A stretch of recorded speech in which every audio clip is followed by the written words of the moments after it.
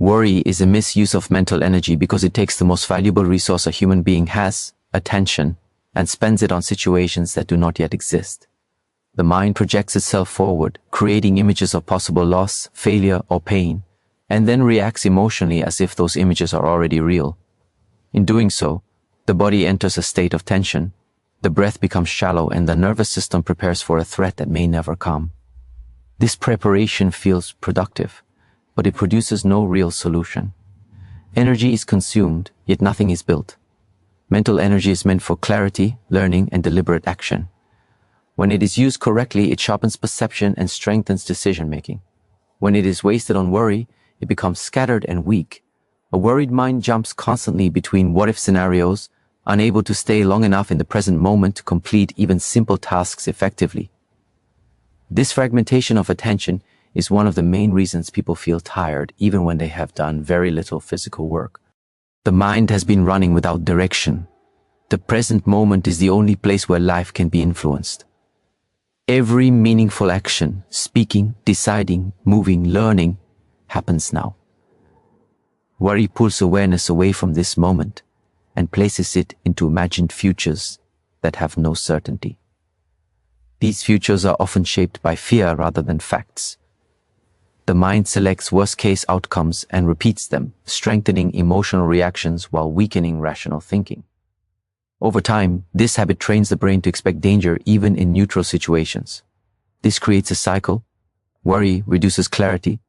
Reduced clarity leads to poor action or inaction, and poor results then justify more worry. The individual begins to believe that worry is necessary, when in truth it is the cause of much of their inner instability. The mind becomes reactive instead of responsive. Instead of asking, what can be done now?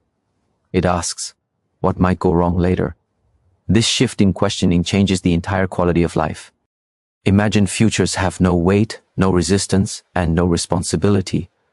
That is why the mind escapes into them so easily. Facing the present requires discipline. It requires accepting limits, uncertainty, and effort. Worry feels easier than action because it gives the illusion of engagement without requiring commitment. But illusions do not produce results. Only focused presence does. When attention is brought back to the present, something important happens. The problem becomes smaller. What felt overwhelming as a future scenario becomes manageable as a current task. The body relaxes, breathing deepens, and the mind regains structure. From this state, intelligent action becomes possible. Even if the situation is difficult, it is no longer chaotic. This does not mean ignoring the future or refusing to plan. Planning is structured, purposeful, and time-bound. Worry is unstructured and endless. Planning asks, what steps are needed? Worry asks, what if everything fails? One leads to movement, the other to paralysis. Learning to recognize the difference is a key step in mental discipline. When a person understands that worry is not a sign of care but a sign of misdirected energy, they begin to reclaim control. They stop feeding thoughts that offer no solution. Instead, they train the mind to return again and again to what is actionable. This training is not instant. The mind will wander back to fear repeatedly. Each return to the present is a small victory, strengthening awareness and self-control. Over time, this practice changes how life is experienced. Challenges still arise, but they no longer dominate the inner world.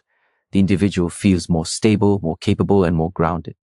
Energy that was once lost to imagine futures is now available for learning, improving skills, and building resilience. Life does not become free of uncertainty, but the relationship with uncertainty changes. When worry loses its grip, mental energy becomes focused and sharp. The mind stops leaking strength into fears and starts investing it into growth. This is when life begins to feel workable, not because everything goes according to plan, but because the individual is fully present, prepared, and internally ordered. Control begins with inner order, not external outcomes, because the only place where true authority exists is within the mind. Most people exhaust themselves trying to arrange life so that nothing goes wrong, believing that if circumstances are perfectly managed, peace will follow. But life does not respond to force in that way. The external world is complex, unpredictable, and influenced by countless factors beyond personal control. When the mind tries to dominate all of this, it becomes tense, impatient, and fearful. This inner disorder is then mistaken for pressure coming from life itself. Inner order means clarity about what belongs to you and what does not. Your thoughts, habits, discipline, effort, and response are yours to govern. Outcomes, timing, other people's behavior, and unforeseen events are not. When this distinction is not understood, the mind becomes scattered. It reacts emotionally to every change and resists anything that does not match expectations. This resistance creates frustration, and frustration creates the illusion that life is working against you. Life starts working differently when attention is redirected inward. Instead of asking, how do I control this situation? The question becomes, how do I remain stable, focused, and responsible within this situation? This shift may seem small, but it changes everything. The mind stops fighting reality and begins cooperating with it. Energy that was once spent on anxiety and manipulation is now available for clear thinking and effective action. Inner order is built through discipline, not comfort. It requires the ability to pause before reacting, to observe emotions without being driven by them, and to choose actions based on principle rather than impulse. A mind without order is easily disturbed by success and failure alike. It becomes arrogant when things go well and hopeless when they do not. A disciplined mind remains steady in both. This steadiness is not emotional numbness, it is emotional maturity. When the mind is ordered, external chaos loses much of its power. Problems are seen as situations to be handled, not as threats to identity or self-worth. Even when outcomes are unfavorable, the individual does not collapse inwardly. They adjust, learn, and continue. This resilience creates momentum. Opportunities become visible because perception is no longer clouded by fear or desperation. Trying to control outcomes often leads to forcing actions prematurely. Decisions are rushed, words are spoken without thought, and boundaries are crossed in the name of security. Ironically, this behavior often produces the very results the person feared. Inner order slows the process down. It allows patience, timing, and precision. Actions taken from a calm and structured mind carry more weight than frantic effort. Governing oneself also means accepting uncertainty without panic. Life will never provide complete guarantees. Seeking them only strengthens anxiety. When the mind is trained to stay composed in uncertainty, confidence grows naturally. This confidence does not come from knowing the future, but from trusting one's ability to respond wisely to whatever arises. As inner order deepens, control transforms. It is no longer about domination, but about alignment. You align thoughts with values, actions with purpose, and effort with reality. From this alignment, results improve, not because they are controlled, but because they are supported by consistency and clarity. Life starts working when the inner world is no longer chaotic. External conditions may still fluctuate, but the foundation remains stable. From that stability, progress becomes sustainable, decisions become cleaner, and the individual moves forward without being pulled apart by circumstances. This is real control, quiet, disciplined, and rooted within.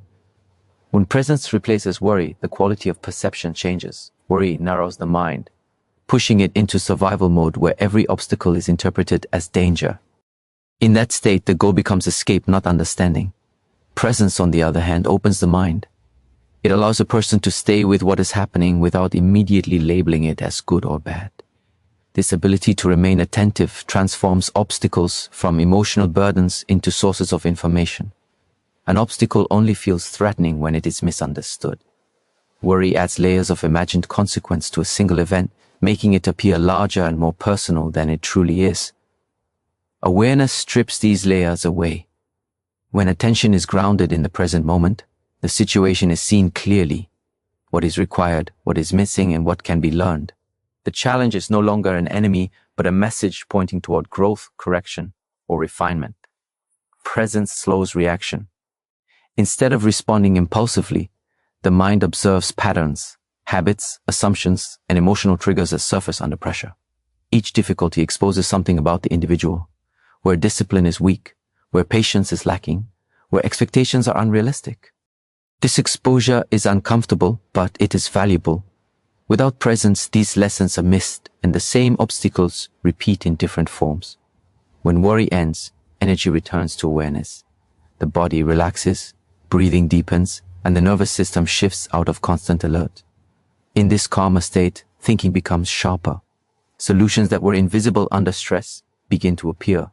Even when no immediate solution exists, there is clarity about the next appropriate step. This clarity reduces fear because fear thrives in confusion. Obstacles also teach timing. Many problems cannot be forced into resolution. Presence helps recognize when action is needed and when restraint is wiser. Worry pushes for immediate results, often leading to mistakes. Awareness respects process. It understands that growth unfolds through consistent, measured effort rather than dramatic reaction. This understanding builds patience, which is itself a form of strength. Seeing challenges as teachers changes the emotional relationship with difficulty. Instead of asking, "Why is this happening to me?" the question becomes, "What is this asking of me?" This shift removes self-pity and replaces it with responsibility. Responsibility does not mean blame, it means ownership of response. From ownership comes empowerment. Over time, presence builds trust in one's capacity to handle adversity. Each obstacle faced with awareness strengthens inner stability. The individual no longer needs life to be easy in order to feel balanced. Confidence grows, not because challenges disappear, but because they are no longer overwhelming. They are integrated into the process of development. This way of seeing does not deny hardship or pain. It acknowledges them without exaggeration. Presence allows a person to feel discomfort without being consumed by it. This emotional regulation is crucial for learning. A mind flooded with worry cannot absorb instruction. A calm and attentive mind can.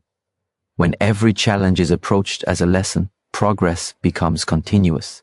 There is no wasted experience. Success teaches refinement, failure teaches correction.